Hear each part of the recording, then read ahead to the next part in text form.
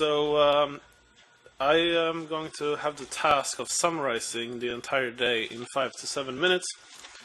But in return, I promise you that it's the last time you will hear from me. So just starting from the beginning, which actually seems ages ago now, but Arnoldo's kicked us off here this morning with his welcoming remarks.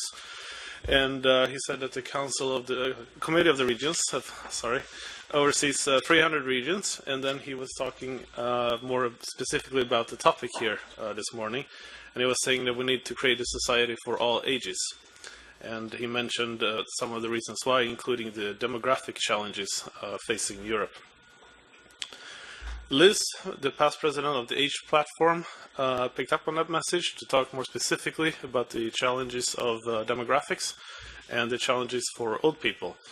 And one of the key points that I think she mentioned that sort of came back throughout the day is that web accessibility is not really an old person's problem, it's a website problem. And I think for a lot of older people, Liz mentioned specifically that, when it comes to accessibility issues, because they're not so familiar with technology, they're more likely to give up. And so I think that was a key message from her. We then, of course, heard from Mikael Snapperud, and we're going to hear from Mikael one more time, actually, as sort of a wrap-up discussion as well. But Mikael talked about the EIII project more specifically. He gave us a demonstration of some of the barriers on the European Parliament website to illustrate the types of barriers. He showed us the preliminary benchmarking results from the EIII project based on 1,065 websites and some 540,000 pages checked. And he did manage to find a category in which Norway was actually the leader. But the conclusion that Mikael made was really the point that, there is a way to combine automated testing with manual testing. And that sort of spilled over into my panel. And now I'm going to reverse the order of the panel because it goes straight into what Eric was demonstrating, which is the user testing tool and how that could supplement the automated testing of the EIII checker. We had Susanna pick up on the theme of different methodologies across the European Union, as well as Norway and the United States. And she gave us some learning lessons and pointed out that, automated tools on its own are not sufficient, but neither is manual testing, which sort of alludes to a little bit of what we were talking about in our project. And she also gave us some interesting examples from countries, including Sweden and Poland, that were mentioned, in terms of how they monitor and combine it with expert testing, as she called it, or the self-declaration and training, which was the approach of Sweden and Poland. Speaking of Poland, we have Jaroslav with us from the EIII, which is in 193 member states, 43 of which are in Europe. And Jaroslav obviously gave us the very good presentation in terms of digital inclusion, or what he called inclusiveness. The EIII recently published a report on model ICT accessibility. It was a policy report. And the one thing I took away in particular from Jaroslav's excellent presentation was the education, awareness, and capacity building that is needed, specifically among policymakers in Jaroslav's talk, but this was really a reoccurring theme, I think, throughout the day. Annika was also part of the panel that I moderated, and she talked about WCAG 2.0 in terms of what to test, auto WCAG, of course, and explained why data analysis is very difficult, because we're not sure what needs to be tested. Moving on in the day, we had the panel on the role of policymakers, which was moderated by Femke Pullman from King. And she started that session by giving us a broad overview of what some of the things that King has found in the course of the EIII project. And she said that monitoring is part of a bigger picture, which I think we can all agree with, and also the point in making accessibility understandable. And again, this comes back to the awareness point that Jaroslav first raised. We then had Immaculada from DG Employment, and she was talking about the importance of having a clear legal framework and in terms of professionalizing accessibility, and also talking about the importance of being able to compare European data to understand sort of differences and trends, and then ventured into a discussion on enforcement. Alejandro from the European Disability Forum sort of continued this in terms of talking about standardization, more from an organizational perspective, but equally the need for some sort of standards, and also explained why enforcement may be needed.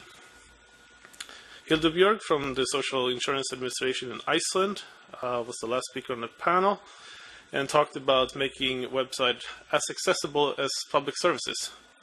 And I think this was another point that came across during the course of the day. A couple of people mentioned this, because for people with disabilities, a website should be as accessible as going into the physical office. Again, Hilde Björk mentioned the importance of training and awareness in this time in terms of organizational settings. We then had a panel on benefits of web accessibility from the perspective of older and disabled citizen, which was very well moderated by my consortium colleague Eric Velleman. On that panel, David Sinclair from the International Longevity Centre in the UK and Age Platform Europe sort of compared accessibility in a historical perspective and looked back to 2003. And if we look at it that way, we have made some progress, so it's a positive story that we are making development. But he made a point that we're still failing older people. And he illustrated this point by using the menu from his local Indian restaurant. And that was an interesting correlation. But it does show that, we do need improved accessibility, whether it's at an Indian restaurant or in terms of web accessibility.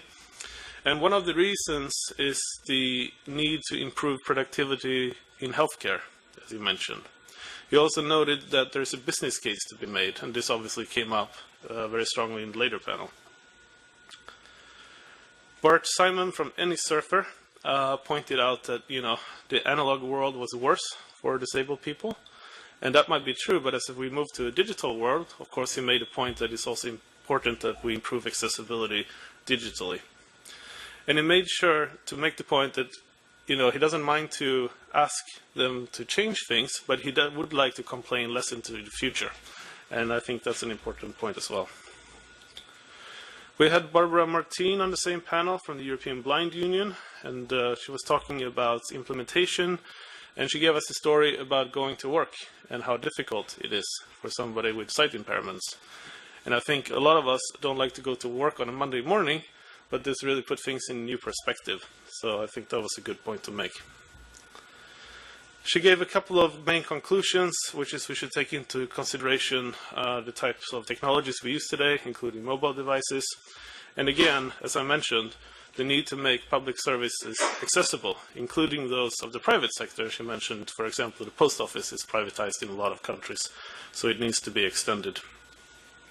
Again, she was making the case, the business case, and how, for example, some disabled people might be excluded from e-commerce, which not only excludes, of course, the person who can't buy the product, but also the person who sells it. So there is a clear business case, and it was attributed, according to the panel, to a lack of awareness generally.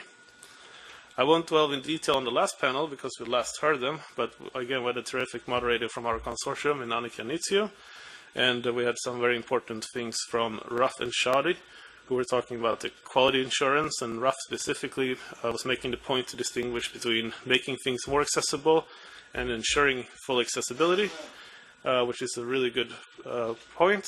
And what I really took away from that panel was the importance of accessibility as a continuing process.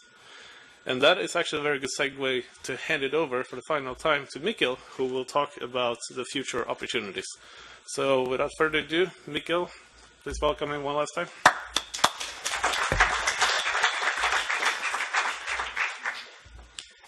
So thank you very much, Kim, for guiding us through this day in such an excellent way. To wrap it up, we have some slides to show some future opportunities as we see them.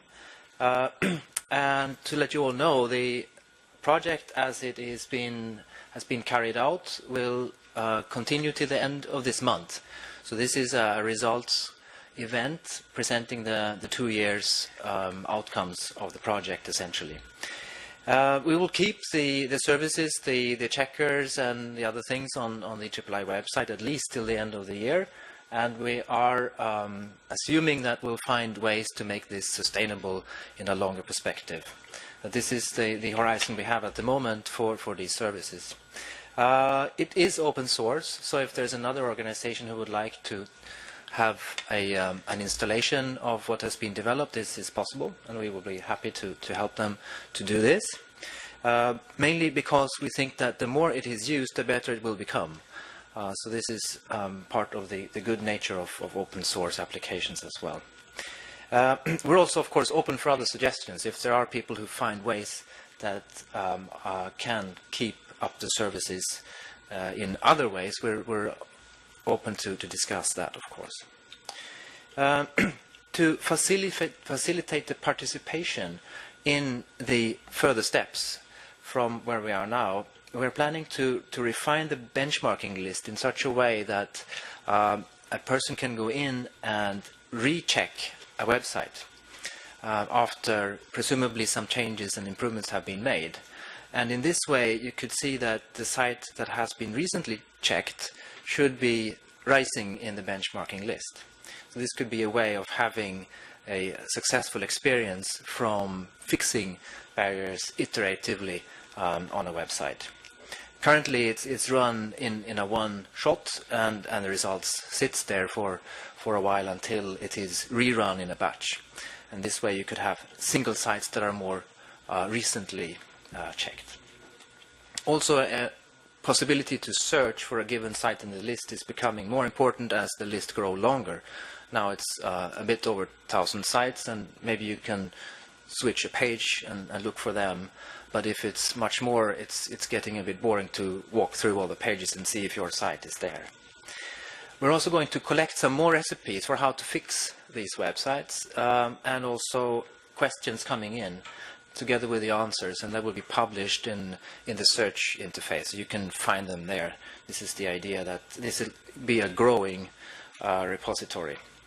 I mentioned the source code. We're also going to have an application interface so that people can interface to the check service. We already have one for the page checker that is available. I think we might have one for the PDF as well, Björnar, you know. If we don't, this is something we will prepare in the near future as well. There is a plan for a development blog so that people can see. Today we added a new test, for example, so this is going to be a way to have a more updated information of what's going on in the development. And also, of course, if there are issues reported, we find there might be a problem with a particular website or a test, then we can put this information online and people will be aware of what is the status. For the wish list onwards about software development, we'd like to add many more AutoWCAG tests as they are being developed and finalized, so that it's possible to test more aspects of accessibility. Some of these tests have already been implemented in a preliminary version, and they may go through the AutoWCAG process with little changes, and some may change more before they are harmonized in a way that all the participants in the AutoWCAG group can agree upon. We're also going to work on a way to classify templates on websites. The reason to do this is that in this way we can have a sample of a website which is much smaller most of the time for a developer to fix. If I know that a website consists of maybe news items and service descriptions and a couple of more types of pages, I don't need to fix everything and check everything in different places. I know that I fixed this template and then the change is propagated across the website. It will also pave the way for a better score computation instead of a random selection of pages, which is currently used, we think.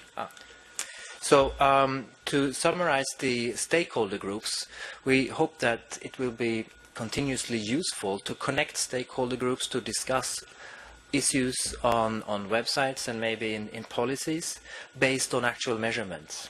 continuously from what has been developed in the project. And then finally, I'd like to thank you so much for participating and contributing to the discussions today, and invite you to carry on to test and use the checker services, and report back. When you find things, please let us know so we can continuously improve and evolve what has been developed. So thank you very much.